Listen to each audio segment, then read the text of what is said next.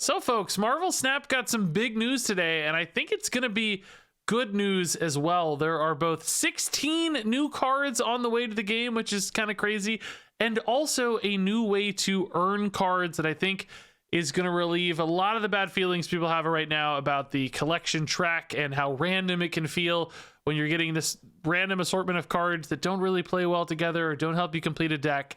There is a new system being added to the game, the token shop and collector's tokens, that will help you target specific cards that you're looking for, helping you complete decks, I think, far more reliably. So in this video, we're going to do a quick recap of the news and then a deep dive into all the new cards that got revealed. We're going to review each of these, how they might be utilized, and how good I think they're going to be. So first things first, let's talk about the new collector tokens and the token shop. And I'll say, I'm not going to cover every detail of this new system. If you want to read the full blog post here with all the numbers and the nitty gritty details, there's a link in the description below. You can go read this yourself. I'm just going to cover the basics. And basically, it's this, the token shop. This is going to be a new place where you can go to purchase a card. And said card is going to rotate every 8 hours, giving you different looks at cards that you might want to add to your collection. So instead of just getting something random on the collection track, you're going to be able to see, okay, Cerebro's for sale right now. If I want Cerebro, boom, I can spend 1,000 collector's tokens to get Cerebro. Or maybe I want to wait. Maybe I'm not looking for Cerebro right now. I really want to find Patriot, for instance. So you might wait for the shop to roll into Patriot, and then as soon as you see Patriot, boom, I'm going to buy that Patriot. And this gives you more chances to find specific cards that can help you complete your deck, or maybe just something that's really exciting that you're looking to play in some cool deck or have fun with, right? And that's nice. And if you don't have enough collector tokens to buy it, well, you can just freeze it. You can pin it right here, and you can freeze Cerebro until a time where you have enough tokens to buy Cerebro. So how do you get tokens? What are tokens? Well, these are now going to be in your collector's reserves and your collector's caches, the things you open normally on your collection track, whereas you used to would have gotten boosters. Now you will get collector's tokens, and many people were not excited about opening boosters. So I think this is going to feel like a much better way to progress your collection than it would be if you were just getting boosters. So you're getting currency that you can actually use to buy cards. Now, on top of that, there are going to be different rarities of cards because there are 2 new pools, or series as Marvel Snaps calls them, being introduced to the game, Series 4 and Series 5, and Series 4 cards will cost 3,000 tokens instead of 1,000, and Series 5 cards will cost 6,000 tokens instead of 3,000. So if you want to get some of the more rare stuff, you're going to have to spend more on tokens. For people like me with complete collections, that's the only thing we're going to be offered is Series 4 and 5, along with apparently some occasional like super ultra rare variants as well. But still a way for us to get a faster complete collection. And the Series 4 and 5 cards are the ones we're going to be talking about in this video. We're going to be reviewing these in a little more detail. Now, on top of that, they're also giving everybody a bunch of free tokens depending on your collection level. I think these are basically saying, look, you missed your chance to open these previously, so we're just going to give you the tokens that you would have opened up along the way instead of all the boosters, which is a great free bonus. If you're up to level 1,000, you're gonna get 3,000 tokens. Up to 3,000, you'll get 6,000 tokens. At 3,000 plus, you'll get 12,000 tokens. So actually, pretty significant chance to get some cards right away as soon as this system will be introduced. And if you're not level 500 yet, don't worry, you'll still get the 3,000 tokens when you get to level 500. So all in all, I actually think this is going to be a great new system. It's just more chances to get resources that actually turn into cards, unlike boosters sometimes, which could feel really bad to get. And it's also going to give you more chances to get cards that you care about. It's still not going to be perfect. You can't just go pick the card you want and make it. That would obviously be even more ideal, but this is definitely a step in the right direction, helping people get good cards at a more reliable pace. And you still have some control and influence over how these go, and the ability to freeze and pin them in the shop in particular is nice because you avoid any kind of FOMO risks. You can just kind of freeze stuff and wait it out. You don't feel like you have to spend money right now to get your Patriot because you may not see your Patriot again for 2 weeks or whatever. Just pin him and get your tokens, and then you're good to go. So I think this is actually a pretty nice change. Most of the opinions I've seen share that same sentiment. I think people are really excited to see the token shop in action. Now, that said, the really fun part of this is all the new cards. Look at all these new cards that got introduced. So we're going to switch up our screen here to take a look at all of these nice new fancy shiny cards and talk about just how good these might be. All right, so let's talk about some cards, kicking it off here with Silver Surfer. This is actually going to be the next season pass card, much like we got Black Panther in November. We're going to be getting Silver Surfer in December, and he's a new 3-cost 0 power unit. He's got on reveal, give your other 3-cost cards +3 power, and that's a really big on reveal buff here. If you think about something like Spectrum, for instance, right, she's giving +2 power with her buff, but Silver Surfer's +3 at only 3 energy. So it doesn't take many cards to make this thing feel really power efficient for its cost. 3 things getting buffed makes this effectively a 3/9, which is pretty insane. And really all it takes is a single card like Brood, for instance. The Brood is making 3 cost cards on board by itself. A Silver Surfer pushing each of those into 3 5s, which that's a really nice 1-2 punch. And of course, there are lots of other playable 3-cost cards we see in Marvel Snap. There's the Bishops of the World. There's the Mr. Fantastics. There's like Killmonger stuff. There's actually really cool lines with like Lockjaw. Maybe getting even multiple Silver Surfer triggers. So you could have like a 3-cost Lockjaw deck. I think you could actually even have like a Silver Surfer Cerebro deck. You got like Mr. Fantastic and Storm and Brood that are all 2 power units. You have Cerebro supporting those, Silver Surfer stacking on top of that. That's a neat little angle to take as well. And of course, just any little on reveal synergies, whether that's Wong or Odin, are other ways to extend the impact here of Silver Surfer. Now, I do think there's going to be a pretty interesting deck building challenge around this card. There's some kind of, solving to do here about how many 3-cost cards is right, because 3-cost cards are actually a little bit awkward to play in Marvel Snap. You can't play them on turns 1 and 2. You can play one on turn 3. On turn 4, you can play one, but you float an energy because you have 4 energies, so you're floating 1 extra. On turn 5, you're floating 2 energy if you're playing a 3-cost card. And then on turn 6, again, the math gets clean and you can play 2 3-cost cards. But really what that means is you're only afforded, 5 3-cost cards throughout the game, 1 on 3, 4, 5, and 2 on 6. So there's not that many opportunities because one of those has to be Silver Surfer, right? So you have to probably use cards like Brood to cheese extra units into play if you're really going to make this work nicely. That does mean, though, that you can fill your curve with other costs, squeeze in some 1s and 2s that might be supporting in one way or another. But still, it's going to be hard to figure out exactly the right deck list to make this work. But I will say, I think this packs so much punch for what it is, a 3-cost card with this significant of a buff and this significant of a power output per its cost. I suspect some deck's going to figure out a way to make that work well. This just feels like a really efficient card. And of course, Silver Surfer is a beloved character, really one of my favorite Marvel characters personally. So I am very, very excited to give this one a shot. And I do think it has some real potential.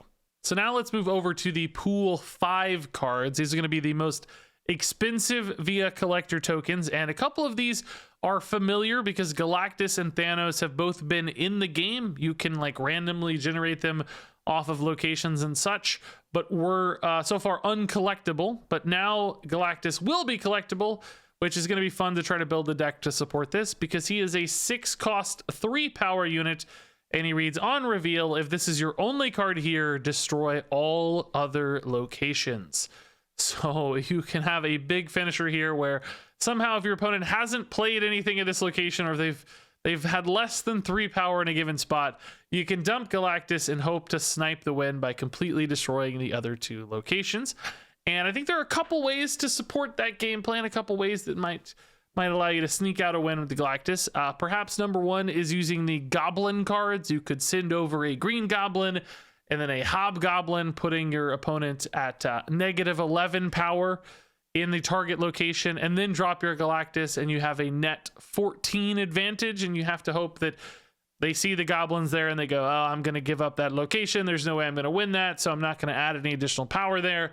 And then Galactus is able to snipe that one location, and because of Galactus, all you need is just to win that one spot. So you're just using 3 really powerful cards in one location there, which could be a really nice way to take the win.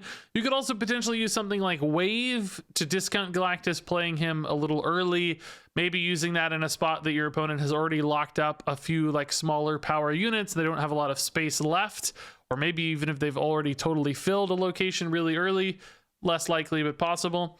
And then you use your turn 5 and 6 in order to dump a bunch of power. So Wave on 3, Galactus on 4, something big on 5, and something big on 6, hopefully enough to overwhelm the opponent. And perhaps a Galactus deck could be running all of those things. So if you hit your goblins, you're good to go. Maybe you got the Wave plan if you need to run that back up as well. But that could make this actually a pretty viable one-card win condition in a sense. So I'm actually really intrigued to play that, and I think Galactus having the coolest animation in Marvel Snap for sure is going to be a card that's very fun to watch. So we'll try that first thing as soon as we get Galactus. So let's also talk about Thanos here. He is a 6/8, and he reads at the start of the game, shuffle the 6 Infinity Stones into your deck. These are the Infinity Stones. They're each 1-cost cards that all draw you a card of one type or another and often have some other sort of benefit. The Mind Stone here will draw you 2 other Infinity Stones from your deck, so that can help you really move through these. The Time Stone has an on reveal gain +1 energy next turn and draw a card. It's a little bit of a ramp there, like Psylocke. The Space Stone says on reveal next turn you can move 1 card at this location and you draw a card. So basically this gives you a little bit of flexibility. I don't think you'll use that for movement support so much as just having the ability to shuffle some stats around as needed. The Soul Stone reads on reveal, draw a card. Ongoing, enemy cards here have -1 power, so a little bit of a debuff at a location. That kind of makes that a 1/5 net power difference if their location's full, which is pretty nice. Reality Stone reads on reveal, transform this location into a new one. So that is your Scarlet Witch effect. If needed, you can fix up a location, also draws you a card. And the Power Stone, finally, ongoing. If you've played all 6 stones, Thanos has +10 power wherever he is. And he starts at 8, so that would put him as a big old 6/18, which clearly that is a monster stat line that would often be enough to contest a lane on its own. And the stones here are, of course, a way to spend your energy. They're going to require 6 energy to play them all. But you can slide them into turns alongside other things. And although they do potentially occupy a lot of board spaces, remember you can use like destroy effects to eat these off. You don't have to keep them on board. The Power Stone just says if you've played them, not if like all 6 are in play. So you could have maybe like a destroy support early game and then just have some big payoffs via Thanos. There's also some shenanigans you could do with like bouncing these back to hand with Beast or something, making them cost 0 and just drawing like a billion cards if you want to. So there might be some other sneaky ways to play these out. Because remember, you do actually need to draw Thanos. He does not start in your hand, nor do the stones. So you have to kind of get everything at once. So having extra ways to draw cards could really help you achieve all of your goals there, making sure you hit the big Thanos payoff late in the game. But yeah, I mean, this is another like build around, really exciting, fun spotlight sort of card that I am very, very eager to try. I have a feeling this one will be fairly low power in the scheme of the meta. Like, I don't know that you're going to want to commit your entire deck to all of this stuff, but I think people will probably play it anyway because it's fun and could still offer some pretty big swings and surprises, dropping that giant Thanos late in a game. So pretty intrigued to give this one a shot, of course, as one of the most iconic characters in all of Marvel. This should be fun. So next up here is Super Skrull, a new 4/2 ongoing effect here. Has the ongoing effects of all enemy cards, and that is not just at this location, but all enemy cards in play. Super Skrull is going to copy their ongoing effects, which, needless to say, there are certain scenarios where that's obscene because your opponent might have a lot of amazing ongoing effects on board, and this could just be a stat powerhouse, could be an effect powerhouse, could have long on reveal support, and this becomes like an ultimate tech card of sorts, punishing any ongoing deck. And you might have some payoffs very naturally, you know, to make sure you can support a variety of ongoing effects yourself to make sure you're able to use your Super Skrull. Now, of course, that said, this will be totally dead if your opponent doesn't have ongoing effects. This is just a really, really bad 4/2 in those scenarios, which might really hurt the consistency and make this difficult to run. But I will say, in Marvel Snap, with snapping in particular, Sometimes having a card that's dead in a lot of matchups, but really, really good on occasion can allow you to take some of those like 8 cube games. Because it's like, okay, I'm going to snap hard this game because I know I have Super Skrull and that's going to completely pop off. So even though he's hurt me a little bit in my last 3 games, it's going to be worth it because this is now an 8 cube game, which might make this a viable tech card of sorts. This one's probably going to depend a lot on the meta and what kind of decks you're seeing out there. You know, if ongoing stuff becomes really popular, maybe Super Skrull comes in to combat it. Maybe that lowers the play rate of ongoing stuff, and he kind of, you know, he ebbs and flows a little bit on his popularity, but still becomes a relevant tech card of interest. But still one that I think will be obscenely fun in certain scenarios, just going for some crazy pop-offs off the back of one card. That sounds really, really enjoyable. So I like this design a lot. In fact, the last 3 or 4 cards have all had really cool designs. So next up here is Valkyrie, a new 5/3. She reads, on reveal, set all cards at this location to 3 power. So all cards there means both your opponent's and yours. So this could be a really significant debuff card. If your opponent has a couple 10 power units at a location, she could cut them both down to 3 and serve as a really significant power swing. You know, as a 5-cost card, we see a lot of things in that like kind of 10-ish range for power. You know, you might be trying to push for 12 or something if you're looking for an efficient 5-drop, and it only takes a couple significant debuffs to really push this into a fitting power swing. Also, of course, if you have small stuff on your side, she can add even more of a swing because she might buff your stuff by a few points here and there, and then, you know, debuff the opponents as well, making her just this monster stat swing. Could single-handedly flip a location in your favor unexpectedly, which I think offers a lot of power. Particularly, I think if you're playing like a reactive deck, more of a control deck, Valkyrie could be the sort of thing that fits really nicely into that for some big surprise swings. We like swing cards, we like surprises in Marvel Snap because they allow us to snap into big cube victories. And I think that's exactly the niche that Valkyrie will fill. I think she could do exactly that. Again, meta dependent, because you need the right shape of things for this to be good. If everybody's running like 4 power stuff or 5 power stuff, maybe this isn't quite swingy enough. But if everybody's running 6, 8, 10 power stuff, Valkyrie could really, really debuff some stats fairly significantly, which I'm excited to see. So moving on here to Shuri, this is a new 4/2. On reveal, double the power of the next card you play. So of course, some synergies here with our buddy Black Panther. Doubling his doubling could go pretty crazy if you wanted to go that route. This kind of looks like a Wong in that case. But of course, this can be good outside of on reveal effects like that one, because anytime you're just playing big stat totals, Shuri is going to make those big stat totals even bigger. So for instance, if you play like a Red Skull after playing Shuri, she's going to make that Red Skull a 30 power unit, which effectively means Shuri was worth 17 power for a 4-cost unit, which obviously that's really insane stat output. So anytime you're working with big numbers, I think Shuri is a card that's just going to make sense. If you're following this up with big power plays, she's going to be worth a lot of power. It won't be super flexible power. You know, it's going to be kind of committed to one thing, which can be risky, but still the numbers could get really ginormous on Shuri, all on her own, which I think there will be decks that utilize that well. In fact, it might just be a Red Skull tech, or anybody who's running a high power 5-cost card is going to go pretty nuts with Shuri. That could definitely win a lane all on its own, allowing you to spend other resources winning that second lane. So a 1-2 punch that takes a lane, that's pretty good stuff. So our final card for Pool 5 here is Bast, a new 1/1 with on reveal, set the power of all cards in your hand to 3.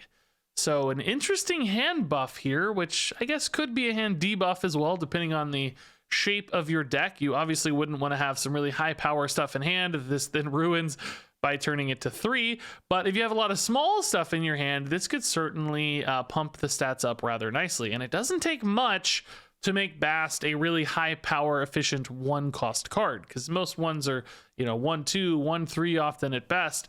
So just getting a couple extra stat points is going to make this really competitive as a 1-cost card, and the potential's even higher. In particular, if you think about things like a Cerebro deck, you could have a 3-power Cerebro deck. Cerebro itself and Mystique are both 0 power units. So Bast could just buff both of those to 3, very naturally fitting into a Cerebro 3 deck. That sounds kind of insane. There are other just minions you play, things like Angela or Bishop, the scalers, that start low and then get bigger. This just gives them a way to start at higher stat totals. So I can see a handful of different ways for Bast to be utilized and just really create some big swings early, like big power output early that's maybe snap worthy. Even if you see this on turn 1, perhaps you're going to get enough advantage sometimes depending on your hand that Bast puts you really far ahead really early in the game. So both deck build arounds, but also just certain scaling decks seem really good for this one. This looks like a high power card. So now let's move over to the Pool 4 cards. These are the little bit less rare and less expensive, but still more than Pool 3, of course. This is Orca, a new 6/9. Very nice card. Ongoing effect, +5 power if this is your only card here. So this is basically a big Namor. It's your 6 cost Namor. And if it's working well, it's a 6/14, which that's okay. It's not really great. You know, we got a lot of like 6/12s and stuff with big effects anyway, but this doesn't really have a big effect. It's just a stat stick, and it's a risky one at that. There's going to be board states where this doesn't line up well. It just doesn't work because you need to put it in a spot that already has something, or all your spots got filled by some random squirrels or whatever. So really conditional stat stick here that's not very good. You know, Hulk is just a 6/12 as is with no downside. And you've got like the Magnetos of the world with major upsides that are 6/12s. The 2 power here just doesn't feel worth it for Orca. And the risk is really there. I just don't see anyone playing this card. I mean, yeah, it'll get randomly made by the Raft or something sometimes and work out. But as far as a playable card, I'm just not seeing it here for Orca. This looks pretty bad. Next up, we've got Atuma here, a 4/10. It reads, if you have another card here at the end of your turn, destroy this. So this is really another Namor style card, but with a little bit of a different condition. He still likes to be solo, but you might be able to play around this one a little bit more easily since his stats are baked in. So you could use things like armor, for instance, to ensure that this doesn't destroy itself. You could even use something like 0 to silence this off so that you could just play this as your big stat dump. You could even use Venom to play alongside Atuma as a follow-up to convert those stats into permanent stats and then do other things with them later. So, you know, kind of in that silence / Venom bucket a lot we see with just the big stat totals, those kind of decks, Taskmaster follow-ups, etc. There are a few different ways to use these big sort of stat allocations. Could even maybe see this in a Destroyer deck since you're already running Armor, Professor X in those decks. Those are both pretty natural follow-ups. Atuma on 4 into Professor X on 5, for instance, could be really nice, or just having that armor in the deck naturally. This could maybe be a Warpath style card in a Destroyer deck. So a few different angles for this one. I'm not sure that it really does that better than any of the other cards that are already being utilized, but will a list here and there be able to utilize Atuma in those spots? Yeah, I think that's absolutely possible. So next up here we have M'Baku, a new 1/2. If this is in your deck at the end of the game, it leaps to a random location. So basically on occasion, this will be a free 2 power. Many other times you'll draw this and it'll be really sad because it's probably a flat, boring 1 cost card when there are a lot of other 1/2s that have really positive effects and upsides. You've got things that disrupt your opponents or contribute to a game plan in some way, whereas M'Baku does not. The only time he's doing anything is when you don't draw him, and that's only going to be in a fraction of games because in Marvel Snap, most of the time you draw through most of your deck. Not always all of it, but yeah, roughly 1/4 of games, right? M'Baku will actually be played for free, and even then, it's 2 power and it's in a random location, so it's not like it's going to make that much difference because it may go in somewhere you're losing dramatically or winning dramatically. The odds of it going and making a significant swing are incredibly small. So ultimately, super inconsistent. When he's in hand, he's awful. And even when his effect goes off, he's still probably bad a vast majority of the time. So M'Baku to me looks like a pretty dang weak card. Next up here is Helicarrier, a 6/10 that reads, when you discard this from your hand, replace it with 3 random cards. So I think this is kind of a nifty little idea. This could be nice fuel for something like a Hela deck for Helicarrier. That's, come on. Come on. Come on. That's amazing. But, you know, that deck's looking for big bodies to throw away into the Hela anyway. Helicarrier is not quite as big as some of the others, but since it has this additional discard upside, it might certainly be worth it.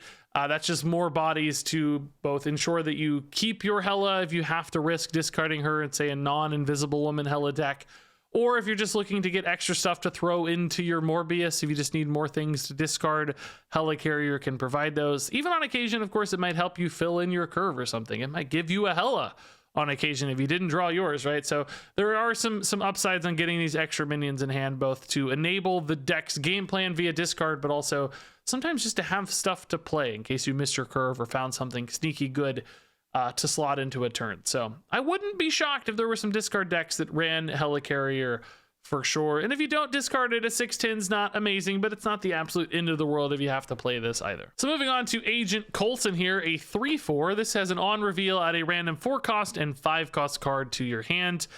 I don't think this is very good. There's nothing that exciting about a 3/4 here for Agent Coulson. And yes, although this guarantees your curve is not really that important in Marvel Snap, and random 4s and 5s just aren't going to be powerful. They're not going to be synergistic. They're not going to play to a game plan.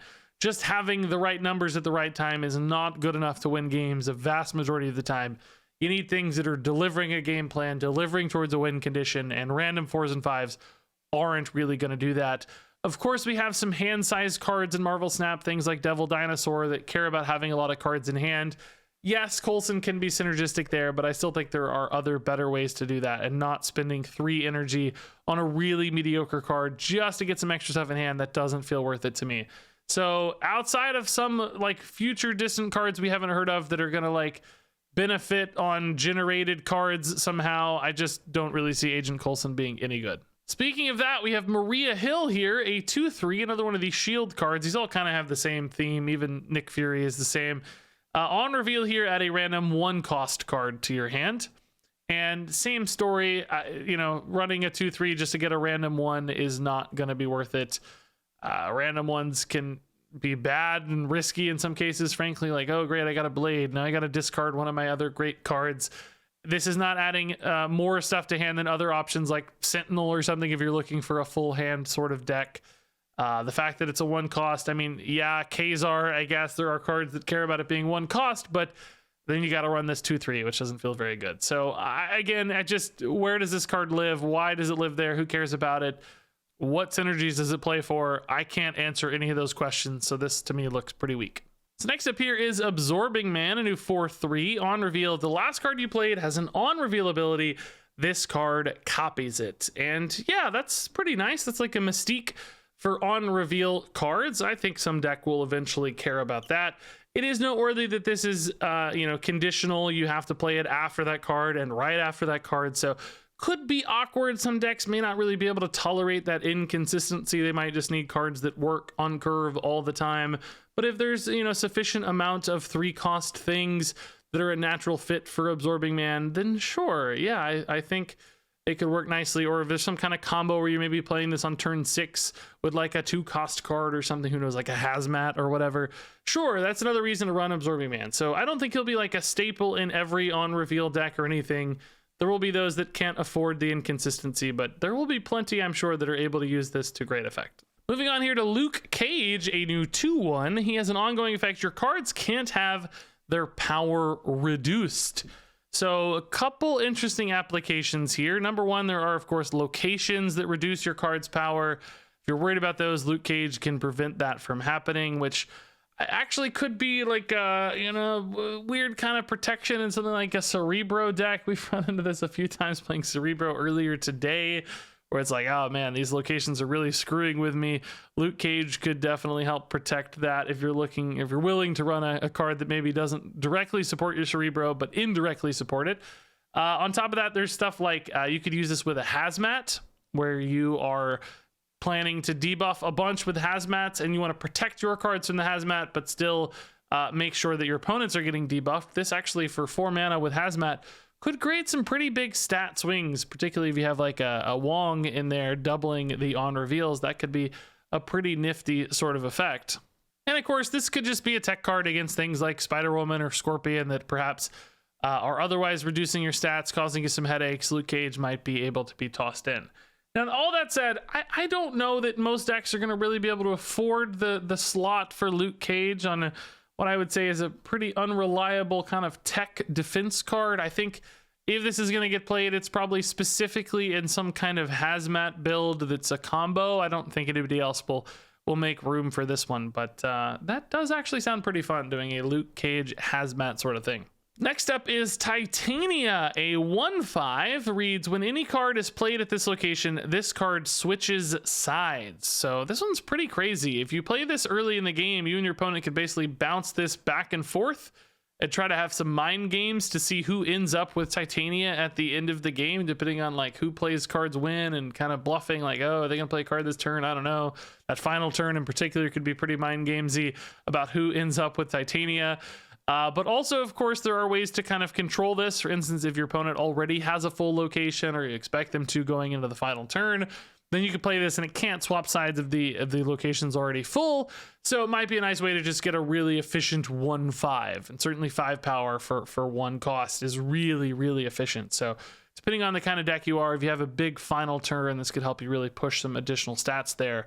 Or you can try to do sneaky stuff earlier with Titania. I don't know if that one's going to work as well. It sounds really fun, but I think the more reliable game plan is saving this until you know for sure that it's going to work. So maybe just play it alongside a card like Professor X or something, where you know it's going to be a reliable stat bump for you and not accidentally swap to your opponent. And then finally, our last card is She-Hulk, a new 6/10 that costs 1 less for each unspent energy last turn. So this has some Sunspot or Infinite vibes, kind of giving up energy to cheat this out a little bit sooner. I think most naturally, if you float 2 energy on your 3rd turn, so maybe you play like a 1-cost card on turn 3, that means you'll have a 4-cost She-Hulk on turn 4 and a 4/10. Hey, that's pretty nice. You could also do some pretty crazy things like play a Magic and turn it into a 7-turn game, and then skip your turn 6 and play She-Hulk and Infinite together on turn 7 for a 30 power dump, maybe while farming a Sunspot along the way, for instance. So some pretty interesting ways to manipulate your energy into getting this really nice cheap. I could even really just see skipping like a turn 5 and playing this alongside something like an Arrow, find a big 5-cost card to go with She-Hulk, and then just have that big turn 6 dump that kind of manipulates your opponent or surprises him a little bit. Now, I don't think this card's going to be everywhere. Not every deck's going to be able to manipulate their energy in such a way that She-Hulk feels good, but will there be a couple decks that use this well? That wouldn't totally shock me. I think Sunspot is enough of a helper and an enabler, and certainly Infinite has been getting played a lot more recently even. Does She-Hulk slot in? Yeah, I think she might. So there you go. That wraps it up for our big old Marvel Snap card review. I don't know if we'll ever really have these very often based on the anticipated reveals for Marvel Snap. It's usually gonna be like 1 a week they've teased. I don't think we're gonna get like 16 all at once all that often, but pretty fun to talk about all these new cards. Curious what you guys think. How are you excited to play these? What decks are you lining up for all these new cards? I don't know when exactly these are going to be hitting the game, but sometime soonish, it sounds like. Certainly in the next couple weeks is at least the anticipated timeline. So stay tuned for more fun videos covering all these cards, trying out these nifty shenanigans and new decks and so on. That said, thanks so much for watching, and until next time, game on.